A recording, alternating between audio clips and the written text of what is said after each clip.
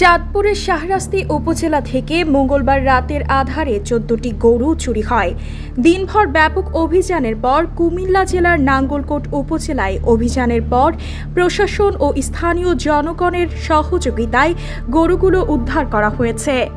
১৭ September মঙ্গলবার গভীর রাতে শাহরাস্তি উপজেলা পরিষদের সাবেক চেয়ারম্যান মরহুম দেলোয়ার হোসেন মিয়াজির খামার থেকে দুটি ভ্যানে গরুগুলো নিয়ে যাওয়া হয়।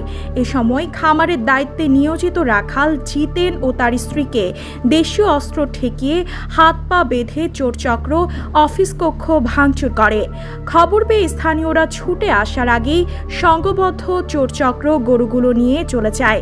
খামারের পরিচালক আমিনুল এহসান হৃদয় বিভিন্ন এলাকার সিসিটিভি ফুটেজ দেখে চুরি হওয়া গরুর অবস্থান নিশ্চিত হন।